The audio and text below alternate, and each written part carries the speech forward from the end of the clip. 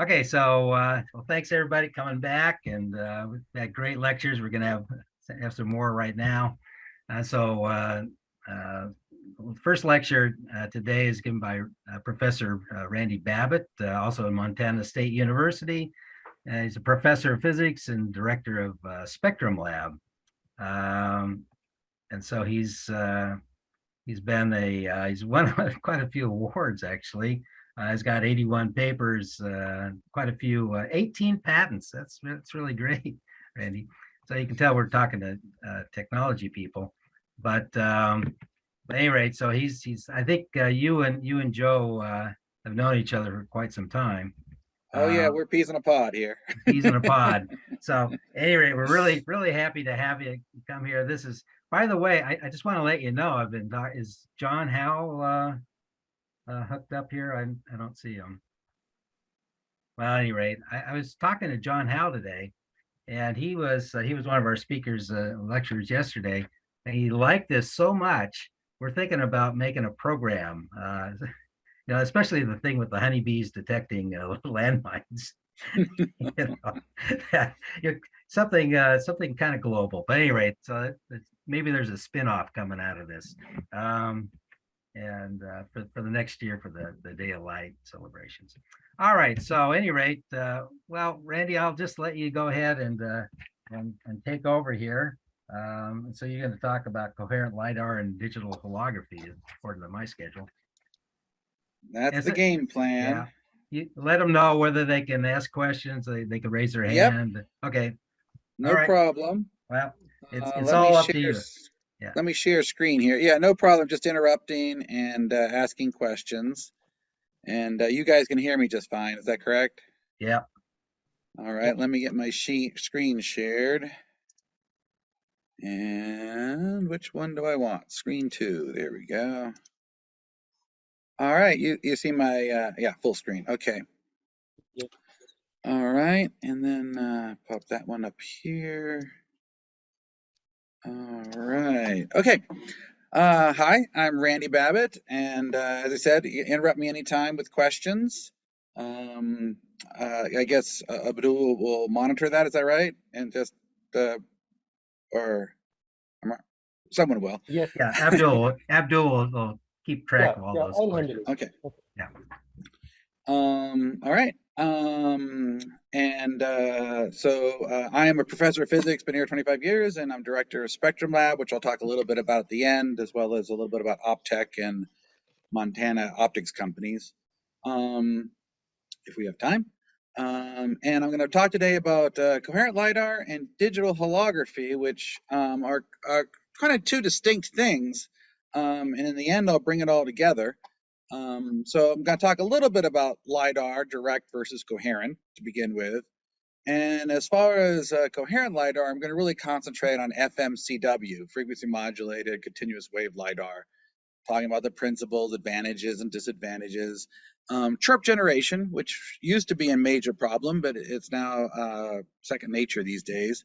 And what it can be used for, everything from metrology of small objects to long-range LiDAR. And then I'll talk about switch gears and talk about digital holography, tutorial really on image plane digital holography, pupil plane.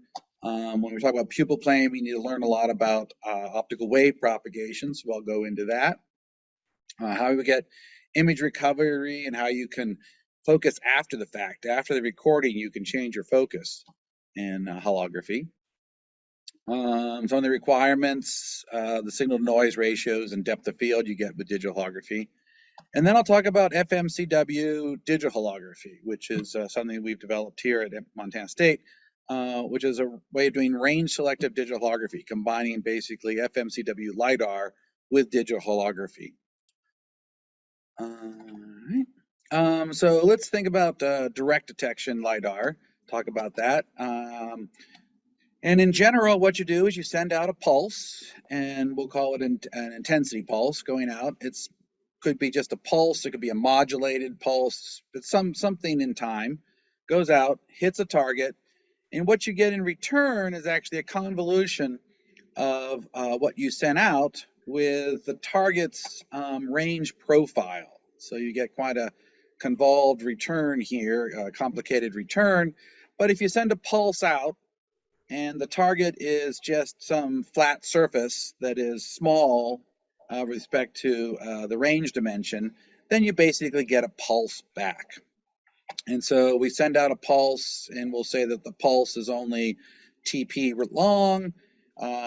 You wait a time tau, which is basically the time it takes for the pulse to get from the transmitter to the target to the receiver. So there's a 2R in there divided by C. You'll get a pulse return, assuming your target roughly acts as a delta function. Your range resolution is just the derivative of this, so it's essentially your ability to measure time accurately. And in this case, that's roughly the width of the pulse. We'll talk a little bit about Rayleigh limit here in a second, why those two are related. And so if you have like a 6 nanosecond pulse, you might get 1 meter resolution. You would need a detector that could do greater than 150 megahertz to see that. If you wanted something more on the order of 1 centimeter resolution, you would need like 60 picosecond pulses or a 15 gigahertz detector. So pulsed LiDAR has an issue with range resolution requiring high bandwidths. I just want to say a little bit about when you talk about range resolution, really is range resolution, precision, and accuracy, and you have to keep those apart. Resolution is really your ability to resolve, and it's really related to spectra, Rayleigh resolution. It's when two targets can be resolved and aren't on top of each other. And here I'm showing 3 cases, one where 2 targets are well separated, greater than their range resolution, twice their range resolution, when they're separated by twice the range resolution, and when they just become really just one blob is when they are 1 range resolution. So here are the separated individual target returns, and then if you combine those, we can see that when you get down to the separation being between the 2 targets being the range resolution, you just looks like one blob, and then you lose their individual characteristics. So that's your range resolution, and in essence, that's basically the pulse width times C divided by 2. Your precision can be much greater though, because if you only have 1 pulse, and you want to know how precisely you can identify where that target is, if you've got good SNR, you can basically find the center of that blob to basically the range resolution divided by the square root of the signal to noise ratio. And so you can zero in on the center. It does assume you only have a single target and you have some good timing resolution, but you can, and good signal to noise, you can get much better precision than you have range resolution. And then accuracy is another thing, and that depends a lot on, has many things that it depends on. Your timing accuracy, your knowledge of the propagation through any of the optics, as well as the atmosphere or wherever you've got what you're going through, the index of refraction. I mean, the difference between assuming air is 1 and the air is 1.0003 or 0006, depending on where you are, what your temperature, wavelength, pressure, and humidity are, you can get considerable errors. If you are a kilometer out, this is on the order of 0.3 meter error if you assume the wrong index.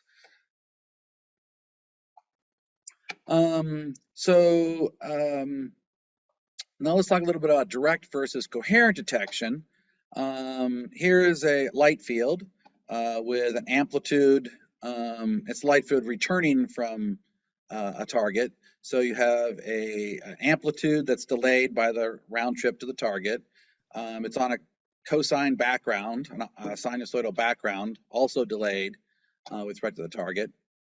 And the assumption here is that that we can detect the intensity of this pulse. So you have the bandwidth of your modulation, this pulse, is less than the bandwidth of your detector, which is much less than the wavelength of light or the frequency of light. And so you can't detect the frequency of the light, but you can look at the intensity of this.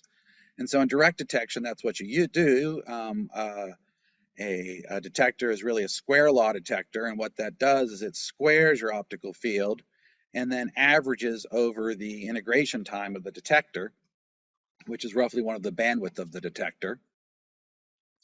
And so if you take this and you square it and then average it, you lose. If you square a cosine, you get a DC term plus something that's beating at twice the optical frequency. The averaging gets rid of that twice optical frequency, and all you see is the envelope squared when you do direct detection.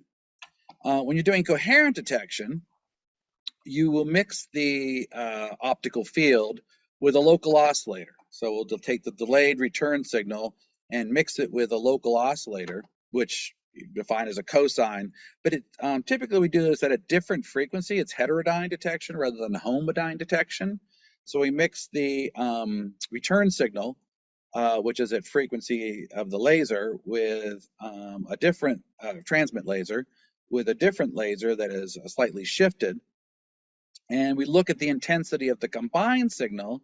Well, if you look at the intensity of the combined signal, you have the intensity of the pulse that comes back. You have the intensity of the local oscillator, which is flat and amplitude.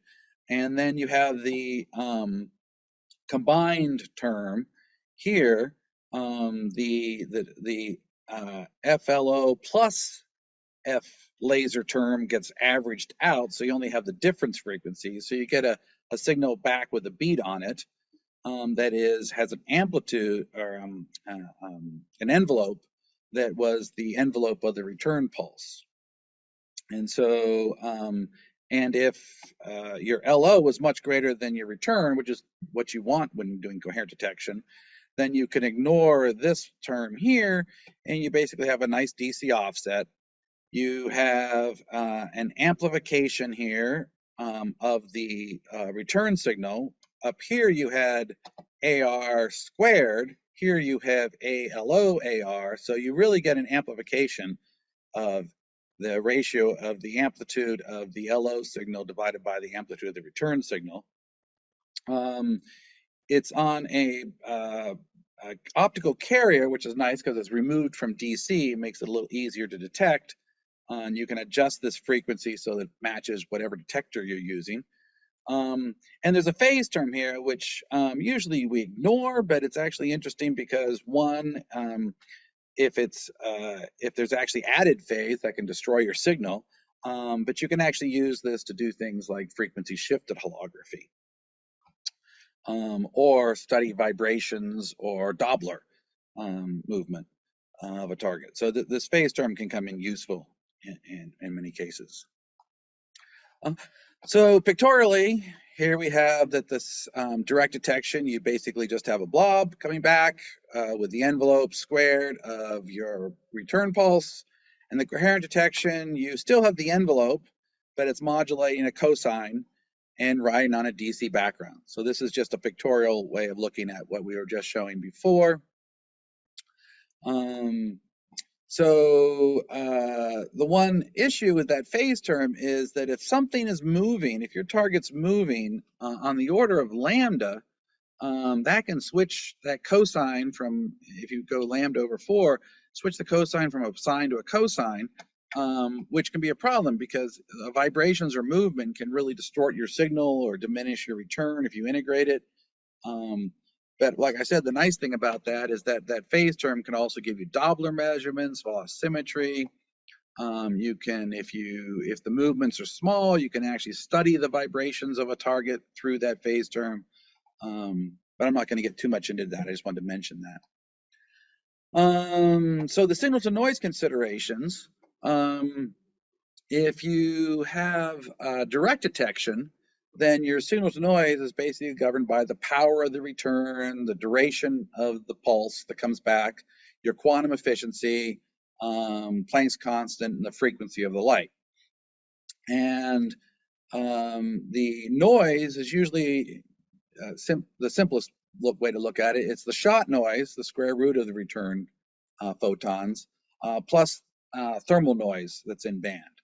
And so your signal to noise would be the ratio of the number of photons that get back square root of number of photons plus photons in the photoelectrons.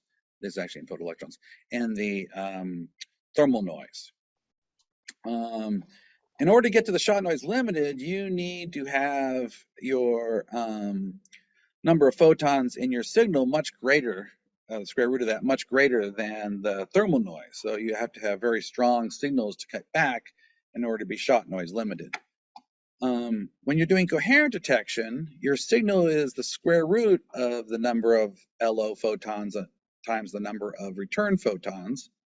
Your noise is the square root of the local oscillator, which dominates. It's actually the square root of local oscillator plus phi r, but we usually ignore that part. Plus the thermal noise. If you look at your signal as a noise, rather than the number of photoelectrons in the return, it's the square root of the number of photons in the return times the square root of LO. The interesting thing about this is if you have a really strong LO, then these two terms cancel out. This is much greater than this. You can actually get to a shot noise limited detection, square root of the number of photon electrons in the return. And you can do that in a case where the number of electrons, or photoelectrons, is much less than the thermal photoelectrons. So you can actually get single photon detection even when you have thermal noise, above the thermal noise. So that's one nice thing about coherent detection, is that you get that amplification to the point where you can actually get signal to shot noise limited signal detection. Let's talk about what it takes to get good resolution with the pulse lidar. Like we said, the range resolution is a function of the duration of the pulse, which is also inversely related to the bandwidth of the pulse, or the bandwidth of the detector you need to measure the pulse. So one way to increase your resolution is to increase the bandwidth. Or shorten your pulse. If you don't increase your power, that's less energy. So usually, in order to keep your signal noise the same, you have to have intense brief pulses. That can get expensive and technically difficult. Brief optical pulses can cause optical damage. They can be less eye safe. They require high bandwidth detectors to see them, and there can be distortions and jitter in the creation of those pulses. So that's why we go to Fmcw, because it doesn't require shortening the pulse. It's a way of increasing bandwidth without shortening the pulses. So Fmcw is based on chirps, chirped pulses. What's a chirped pulse? Actually, I think Joe should do this. He did a really good sound of chirps the other day, but I'll try it. A chirp is... but listen to Joe's, but he's better recording. So what is a chirped pulse? A chirped pulse is a pulse that starts at one frequency and ends up at a different frequency, and linearly ramps from that starting frequency to the end frequency over a certain bandwidth of the chirp. And it does that over a duration, tau c, and you'll see these bandwidth chirp, duration of chirp a lot of times, so remember those. At a chirp rate, which is the ratio of the bandwidth to the duration. And you'll see that a lot too. And mathematically, you can write that as here, where we see there's this 1/2 kappa tau squared, because the frequency is the derivative of this phase term. And so if you look at the frequency would be f naught. The derivative of this would be f naught plus kappa t. And this is the phase here of the linear chirp. All right, so let's look at what Fmcw LiDAR, how it uses that.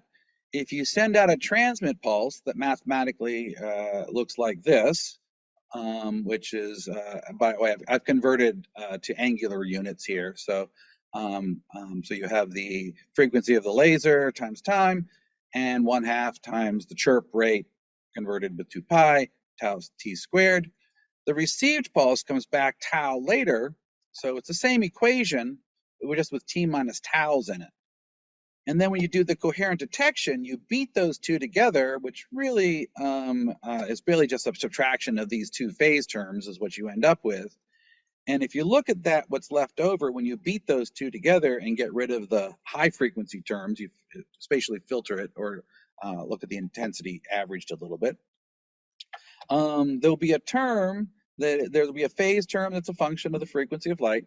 But there's this term here, which is very interesting. The twos cancel and you get alpha t tau, or in terms of kappas, kappa tau, which is a beat frequency. And that beat frequency, kappa tau, tau was related to the range.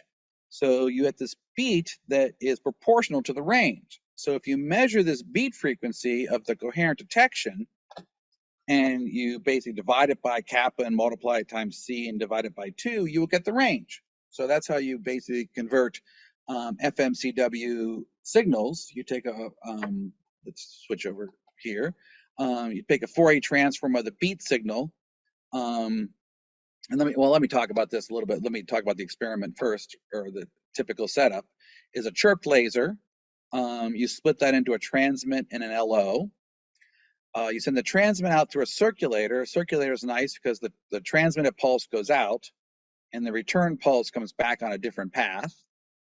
So the transmit pulse goes out and comes back and beats with the LO. And then you digitize that, and I'll talk a little bit about the requirements on the digitizer and the detector, and then you Fourier transform it. So you send out a chirp, it comes back as a delayed chirp, and so a delay in time here causes a frequency change between those two, between the laser and the transmitted pulse and the return pulse. That's the beat frequency, kappa tau. And because that's a linear chirp, that frequency beat is constant, so you get a constant tone during the whole pulse.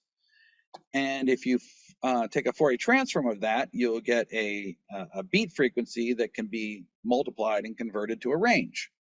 And so here's your fast Fourier transform, converted units to range, and you get a very nice sharp pulse with a range resolution that is C over 2 times the bandwidth, which is the same range resolution we had with pulsed LiDAR, C over tau, 2 times the bandwidth of the brief pulse. But now we have a pulse that's much longer than what it would take, much longer than a brief pulse. The range resolution all comes from the bandwidth, not the duration. The duration of the pulse actually, the duration of the pulse, let's see here, the duration of the pulse comes in terms of kappa here, and your ability to measure that frequency well. All right, so what are the advantages and disadvantages of FMCW LiDAR? So now we've got this range resolution that's a function of your chirp. But now you can have durations that are much longer than 1 over the bandwidth. You can have like a multi-gigahertz chirp over a millisecond time scale. So you can have a factor of 1,000. The duration can be on the order of a million times 1 over the bandwidth. That's typical. We can do anything from 1,000 to 1,000,000 times. What that allows you to do is to put a lot more energy on the target without having much peak power. The peak power can be really weak. You can have a long pulse, get a lot of energy on the pulse, and so that higher energy gets you better SNR. There's less chance of optical damage because you're relatively weak pulses. I mean, you can have a watt signal, but if you take a a watt signal, but you can have it on for a long time. It's more eye safe going to long pulses rather than brief pulses. The detector requirement, the bandwidth requirement, is no longer the bandwidth of the chirp or the pulse.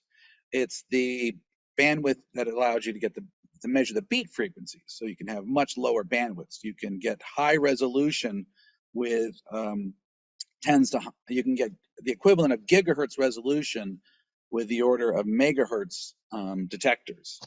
And likewise, your digitized on the same range on the megahertz.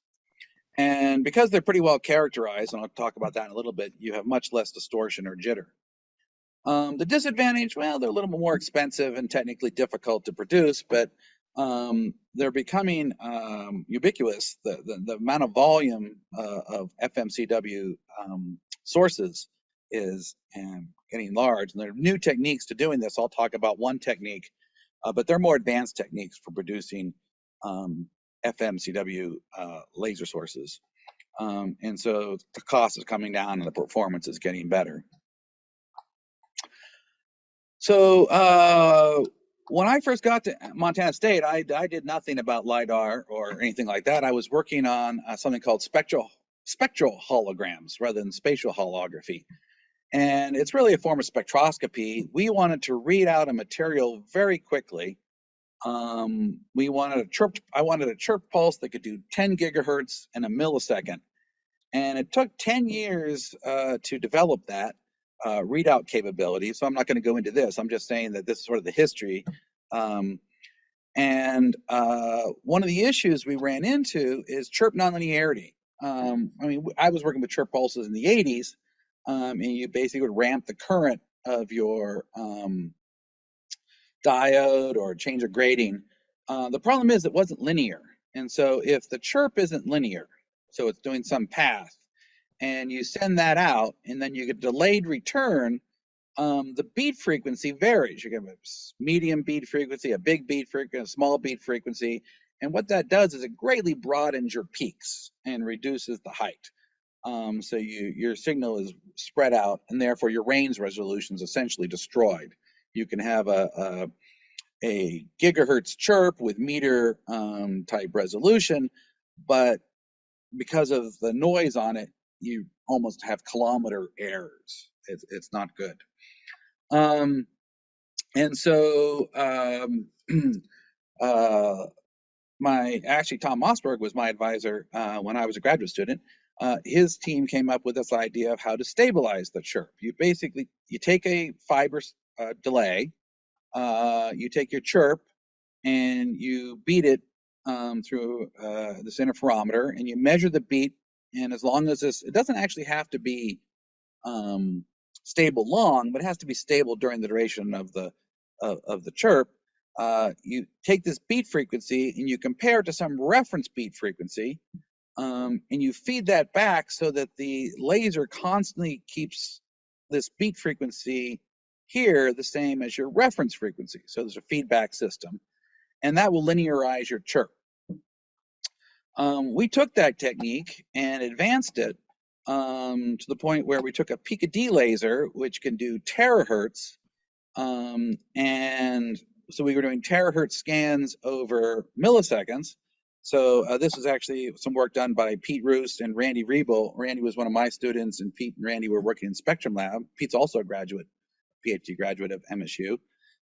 So was Trent was an MSU graduate. Zeb was a MSU undergraduate, went to CU. So all these people are MSU people, graduates. They came to me and said, we can not just do 10 gigahertz over a millisecond, but we can do terahertz, and we can do it with sub 100 kilohertz linearization. And so they came up with a technique for doing that. That was a good thing. The kind of good and bad thing was they said, well, we could care less about spectral holography. We're going off and doing LIDAR work. And so Randy and Pete formed Bridger Photonics, which then split off to become Blackmore Sensors, which then became Aurora. So major economic development came out of this in the Bozeman Valley. And so here's a little bit of what that technique looked like.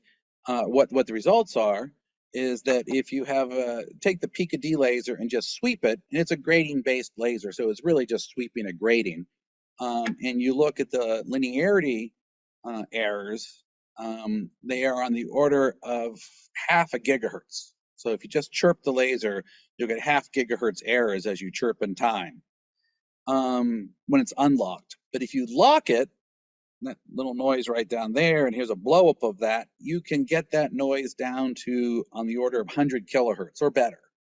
And so what that looks like in range, relative range resolution, is rather than having when you're unlocked on the order of meter type resolutions and noisy, you get this nice spike with on the order of 50 micron resolutions, equivalent of 50 micron resolutions.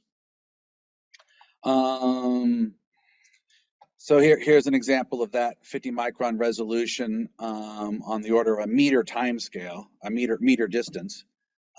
They were tested that by actually moving a target with a picometer and actually showed they could actually measure 10 micron steps with on the order of 47 microns resolution. They could actually do it with 86 nanometers of precision, which means that because they knew it was a single target, they could come in, analyze the position of the down to 80 to the sub micron resolution. They use that for doing some fun things like profiling. They could look at a penny and look at the word liberty on the penny and get profiles of that. They could go into Lincoln's head and look at the wrinkles in his head and his hair. Let's see what else. Other thing they did is they looked at contact lenses and analyzed the profile of contact lenses that were being made by a Montana company called WaveSource. And then, and they also formed Bridge of Photonics, which we collaborated with us. They looked at long range measurements with these LiDAR techniques. And they showed that at a kilometer, they could get 100 micron peaks, 100 micron range resolutions at kilometers. And they actually went to 14 kilometers and they could actually get sub-millimeter resolution. And that's really was more turbulence limited. And so very precise measurements at long distance, precise and high resolution measurements at long distances. Another nice thing about FMCW, or it's good and bad thing, is that the return is also, the shift in the return, the beat frequency is a function of the movement of the target. And so let's say you had a target out there and it was moving towards you, that would upshift the laser. And so you get your delay causes a frequency beat that's a function of range, but then the movement causes a Doppler shift, which also causes a shift in light. So you get a delay shift and then which causes a frequency beat, and then a frequency shift to the Doppler. And so that can give you a range Doppler ambiguity. So you'll hear a lot with chirped FMCW techniques, whether it's radar or LiDAR. By the way, FMCW has been in radar for a long time, and range Doppler ambiguity has been an issue. You can solve that by doing up and down chirps. And so here's a case without the Doppler up and down chirp. You get here's your transmit, here's your return. The beat is the same when you don't have any movement, but if you have some movement of the target, then the return signal is upshifted. So here's your new return signal that's been upshifted in both locations. Well, that upshifting caused a reduction in the beat on the upside and an increase of the beat on the downside. You can use those two measurements to get the range beat, which is the one that's a function of kappa tau, and the speed, which is the the Doppler shift. So you can use the up and the down chirp to remove the range Doppler ambiguity. Blackmore Sensors, which spun out of Bridge of Photonics and became Aurora, came up with a technique of doing double sideband FMCW. In that case, don't want to go too far into the technique, but you have a double sideband, you have two sidebands chirping, which you would get if you electronically chirped a electro-optic modulator, phase modulator, you would get two sidebands, plus and minus sideband. You add a frequency shift with an acousto-optic modulator, and you go through all the math, and I'm not going to go through all this. You can look at their patent. But from this one measurement, rather than having to do an up and a down, in a single measurement, you get two peaks. And if the target's stationary, you get these two peaks. If the Doppler moves, if there's Doppler shift, you see a shift one way, a shift the other. You can analyze those peaks to get the same information in a single measurement. They took that technique and did a lot of interesting things. First, with just regular scanned FMCW of stationary targets, they showed the high precision they could get. Here is the Montana State Stadium. This isn't just a picture. This is a point cloud of a scanned FMCW system where they've measured the distance to every point here and plotted it. And the nice thing about these, I don't have any movies of this in particular, but you can rotate this and look at it in 3D. Likewise here, you can rotate this and look at it in 3D. One reason you can see that this is 3D, you can see the shadows you see here are not the shadows of the sun, but the shadows of the LiDAR. So this LiDAR was sitting over here and going this way. The LiDAR was really over this way, but then they were able to turn the image after the fact, the point cloud, and look at it from a different angle. So that's one nice thing about the point clouds that you can make with FMCWs. You can turn it all around. You get great 3D. Here's another thing they were doing. So they took this and they showed that they could do the range and velocity. And Blackmore became Aurora, which is very much into automotive LiDAR, which Joe was talking about the other day. And this is an interesting thing where you can see the cars going by, you can see people walking by, and what you'll see is that sometimes the people turn blue or red. Well, that's the question of whether they're going towards you or away from you. So you can actually see the velocities. Here's the LiDAR here. This is blue coming towards the line of sight and red as you go away from it. So it's going away is red, blue coming towards you. Things that are moving across range stay white. And so you can get the range Doppler velocity. And so this is the basis of a lot of their work on automotive LiDAR. And how do I get beyond that? There we go. All right, now let's totally shift gears to digital holography. But are there any questions about the FMCW at this point? No, Randall, thank you. For now, there is no question. Okay, so let's totally shift gears to digital holography. And let's cover all of digital holography in about 15 minutes. Okay, so in digital holography, you also send out a field to hit a target, and that hits an object, and the light field comes in and hits the camera. And so at the same time that a reference beam. So we have a reference beam, which we can describe as an E field, a constant E field times a cosine plane wave. The object beam is much more complicated. It's some optical field. We don't actually know its direction. It's just some complicated phase at the camera with some complicated amplitude. And this is the thing we're trying to measure. What is the amplitude XY and the phase XY of this field that is scattered from this object? And we do that by interfering that object field with the reference field. We beat those together. We capture the intensity. And again, the intensity is the time averaged square of the sum of the object and the reference. And if you look at the cross terms on that, you actually have a multiplication of the object field with the reference field. You have some DC terms here, which we typically ignore, because we can actually filter out these DC terms due to this modulation. The electric field of the object and the electric field of reference are actually riding on a modulated background. And by doing Fourier transform on that, we can actually filter out the other terms, filter out this term, only pick out the terms of interest. This term is actually a constant. It's the constant reference, so we can actually pick out this, and I'll talk a little bit more about that. Oh, I just want to say, whenever I say camera, I really don't mean a camera with a lens. I'm talking about a lensless camera or a focal plane array. So when I say camera, it's really just the sensor, not the sensor plus lens. All right, so plane wave goes along. It's just a simple background. Here's a rendition of a plane wave.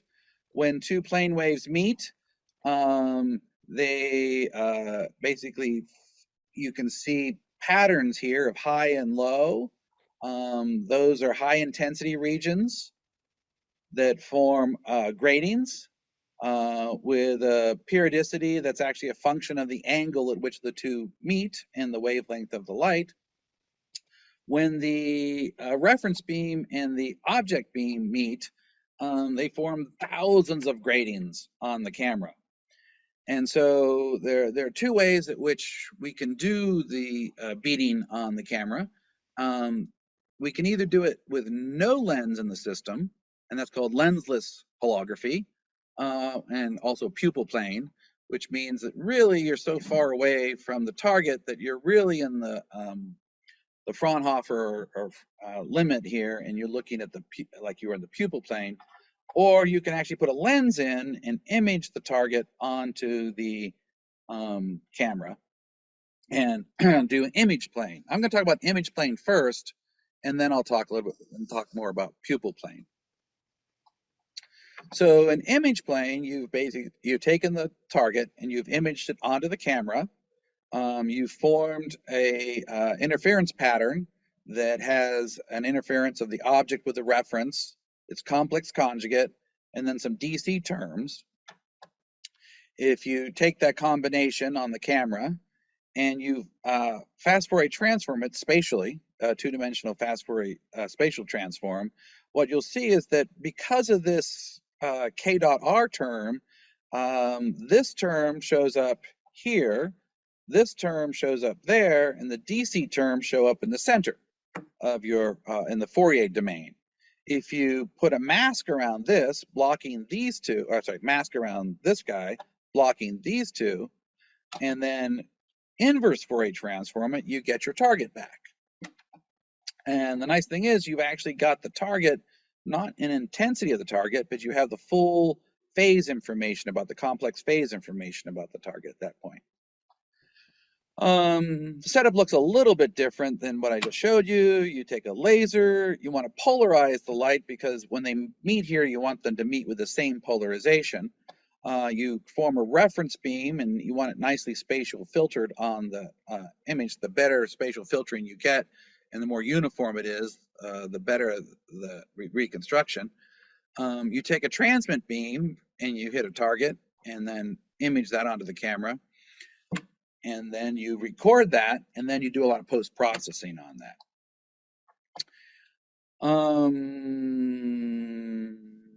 That's basically the same thing I showed a second ago.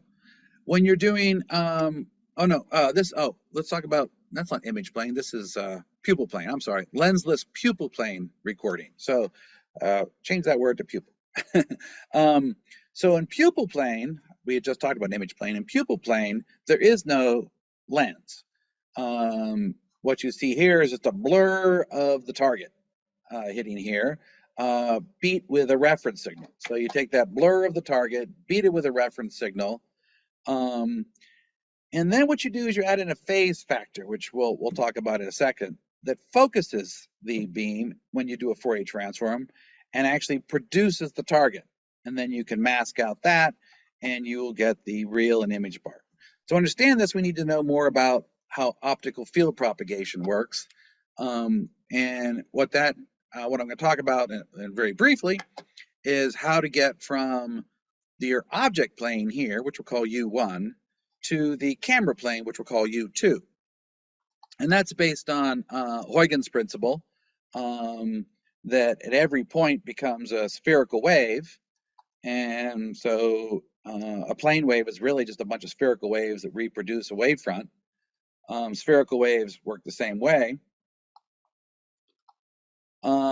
If you take Huygens principle and you say that every point on the object becomes a spherical wave, and we tend to ignore the cosine term, which is inclination factor, which is hard to explain, but we usually just set it to 1. And you take this integral to get to what gets produced at the new point, U2, Then you get this equation here. If you make some assumptions, which are the Fresnel approximations, you assume that the range is far. You assume that if you assume the range is far, then we can make some assumptions about k times r. We assume the cosine's 1, and what we get is the Fresnel diffraction integral. And so you have the field at U1 is multiplied times this term here and this term here, and you get the field at U2. You can continue to make some assumptions about that. If you break this up and turn it into your XY coordinates, and then you make some further assumptions, I'm just going to go quickly here because I'm running out of time. What you find is that in the Fresnel propagation, you have the field of the object, you have a phase term, quadratic phase term multiplying the field of the object, and then you have this, which looks a lot like a Fourier transform. You have the integral of dx of something that's a function of, dx1 and y1, something that's a function of x1 and y1, times an e to the ik, and you can think of this thing as the spatial frequency. Ik x2 over delta z is sort of a spatial frequency. So you're really doing a fast Fourier transform here. And then there's some quadratic phase terms on the back end that you have to take care of as well. And so the result is really a Fourier transform of the field with some phase terms added in. And what makes that interesting for when you're doing fast Fourier transforms, when you're doing, I'm not going to do Fraunhofer, when you're doing pupil plane and you get this return signal and you capture it with pupil plane holography, you basically can get the electric field. You can undo that. So here's the field that you would get for Fresnel propagation. You record that in the intensity of your hologram, and you basically pull out the E object by doing the Fourier transform. But before you do that, what you do is you multiply the intensity by this opposite of the scale factor, which is really a focusing factor. You undo the focusing effect, and you can pull out the image. Now, the interesting thing is that that range was a range through the target. And what you do is you can pick out that this thing picks out that range. And so you can, if there were two targets at different ranges, you can set your range here to whichever target range you want and focus that image. So you can actually focus different objects this way, but depending on what you put up front here when you do the Fourier transform. Let's see, I'm not going to go there. And so this shows you how, let's see, this over here. This one shows you how if you change this focus factor here, you can actually bring targets into focus, 20 centimeters, or out of focus from 12 centimeters gets pretty blurry, up to 30 centimeters is blurry. You can change the focus of what you're focusing. If there was a target at 30 centimeters somewhere else, it would have showed up in focus. All right, digital holography requirements, a stable laser, spatial stability. If your target's moving, that'll wipe out your gratings. You need some post-processing. If you want to do it real time, you better have fast CPU or FPGA or GPU on the back end. You need a good local oscillator. And the camera requirements are something I'm going to talk about very briefly. The pixel size and the number of pixels, talk about that here. If you look at your object and you think about the fact that it has a resolution of your object, delta 1, and a size d1, and your camera has a size d2 and a resolution delta 2, then the two things are related. The resolution here dictates the size of the camera you need. The resolution here is a function that you need over here, is a function of your range as well as the size over here. And so if you analyze all this, you come down to these requirements that you want the, if you have an object that is size D1 at a range R and using a wavelength lambda, then your pixel size better be lambda R over D1. The total camera size is a function of how big the resolution of the target that you want to achieve. If your target had resolution delta 1 that you're trying to achieve on the target, then you need a camera that is lambda R over delta 1. So the higher resolution requires a bigger camera. Bigger objects require finer resolution of your pixels. That's in addition to a requirement on the angle of your object beam to your transmit beam, which can be a maximum of lambda over 2 times your pixel resolution. So your pixel resolution, remember that if the bigger the angle between your transmit and your reference and your object creates a higher resolution grading, you better have a higher resolution pixels to grab that. This just says that essentially the signal to noise when you're doing digital holography, if you have a strong LO, then the signal to noise, the noise on the LO, the number on the LO cancel, and you basically can get shot noise limited detection in digital holography, just like you can do in coherent detection with Fmcw. Depth of field. So the depth of field of holography is really, of CW holography, really the same as conventional imaging, where the depth of field, if you want to do diffraction limited, is a function of the range. The longer the range, the bigger the depth of field. And what is the depth of field? It's the range over which an object appears in focus. So here's an object in focus. You change the range by 3 centimeters and it's pretty much still in focus. You continue to change it, it gets more blurred. At this point, it's no longer diffraction limited depth of field, but because the feature sizes are much greater than diffraction limit, there's a thing called a feature limited depth of field. And the one thing to go from this is even though you can change your focus with digital holography, you really can't eliminate targets. They become blurs. And so if you had 2 targets there at different ranges, it's hard to distinguish between the 2.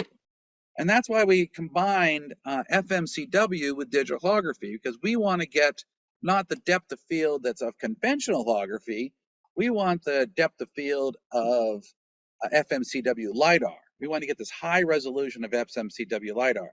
So some of the stuff we've done recently is to combine digital holography with Fmcw techniques, which means that what we did is we took an Fmcw beam, we sent it out to our target, it came back delayed. If we just put this on the camera, there would be a beat. The grading would be beating and the camera would integrate that to 0. So what we do is we then take our transmit beam and we offset it so that the beat between the return light and the LO on the camera is 0. And so we get a nice stable hologram. Now to do that, that offset is a function of the range of the target. And so we can pick a range at which we want to look at a target. And so here is the setup that we tested this with. We have an FM, so our source is no longer a CW laser, it's a frequency modulated chirp. We send that out through 2 acoustic modulators, which allows us to adjust the frequency shift between the transmit and reference beam on the camera. We put out 2 targets. One was a star pattern, and 12 centimeters in front of that, we put this screen on a lens mount in front of that. And I won't go into the details, but one, if we just had the target out there, we really see very little difference between a CW conventional DH and our Fmcw DH. But when we have a screen in front of it, here's the conventional digital holography. When we use Fmcw, we can either focus on the star target, in which case here's the lens mount's blacked out, or we can change that frequency shift to look at just the scatter in front. So we can actually have range selective digital holography.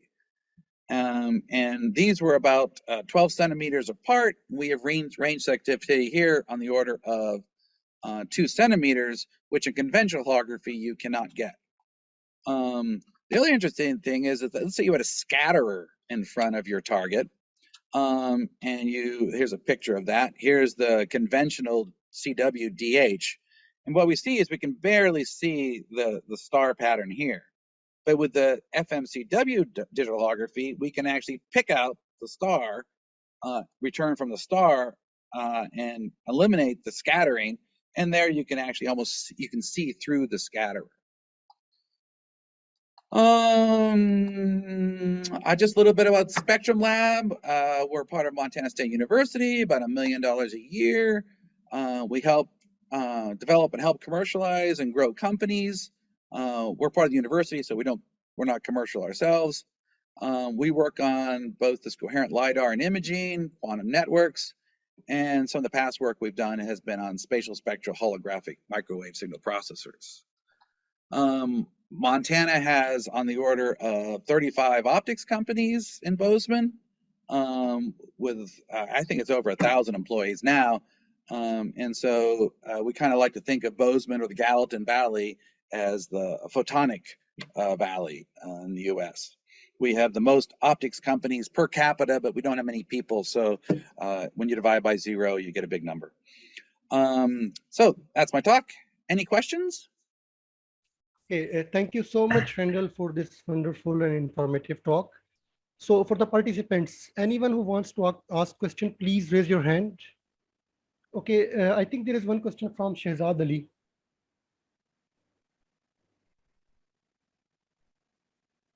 Okay, Shehzad Ali, you can unmute and ask your question, please.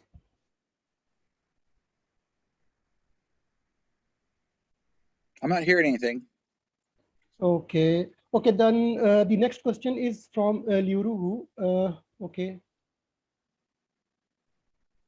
Liuru, you can go ahead. Hello. Thank Hello. you for your presentation. It's very interesting. And I have some questions.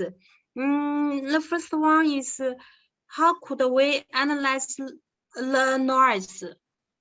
I think in the LiDAR data, there are many noise. How could we analyze and analyze the noise accuracy?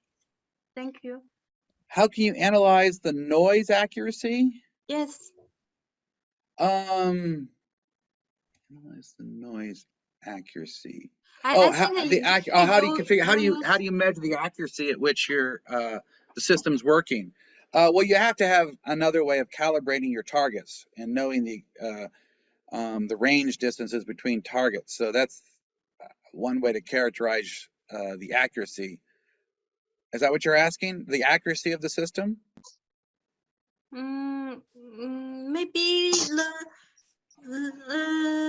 in our world, how can we analyze the height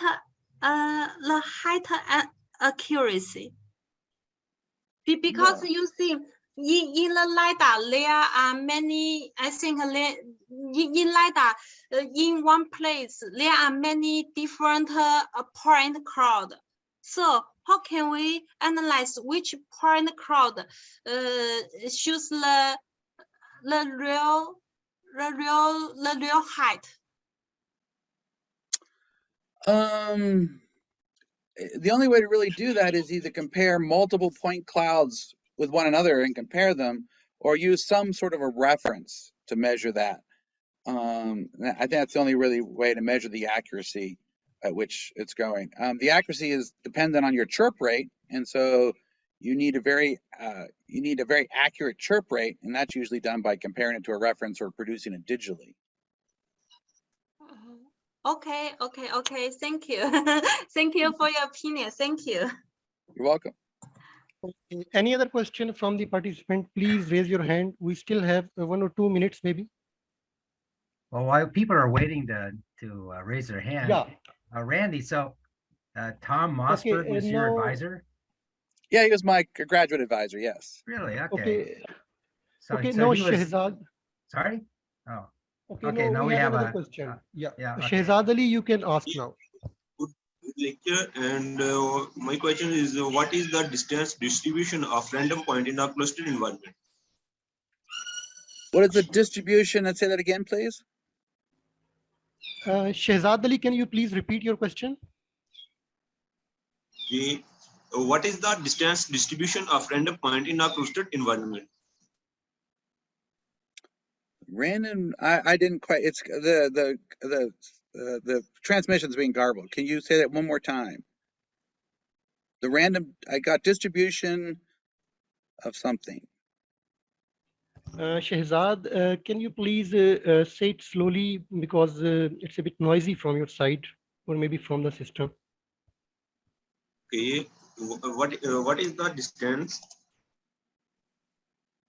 distribution of random point in a clustered environment? Oh, what is the distance? The distribution of distances and the targets we were looking at. Well, in one of those, it was actually San Francisco, so it was an entire street of the point cloud was over probably half a kilometer or so. And our measurements that we were doing were tabletop measurements, were on the order of a meter distance. But they've done full several kilometer measurements as well. So it depends on how long you're willing to wait for the scan and integrate points, is how large a distribution of point cloud, how large a point cloud you can do. Does that answer your question?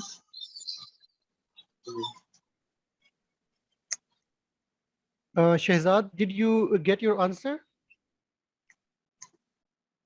Okay. Okay, I think the network from his side is a bit noisy. So any other question from the participant?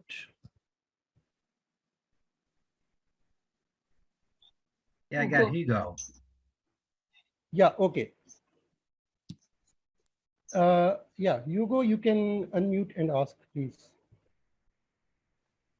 Thank you very much for this presentation. Very informative. I have a quick question. I've tried making it's an open source Raman spectrometer known as Raman Pi using a Raspberry Pi. What were the requirements for the optical circulator for the Fmcw? What are the requirements for the circulator? Those are commercial products you can get. You would want, I mean, the requirements are typically how much, so it's supposed to be light goes one way and then the other way.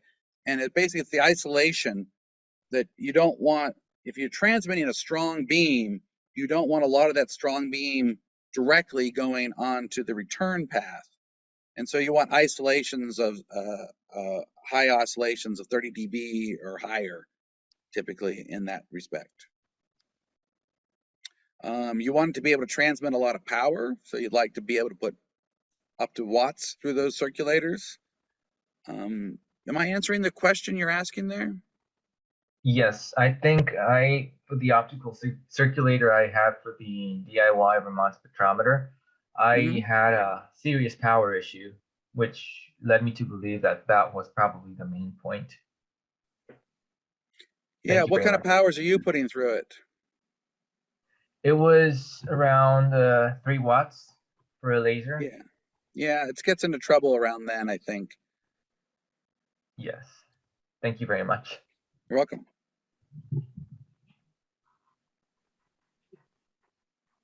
Okay, I don't see any other raised hand.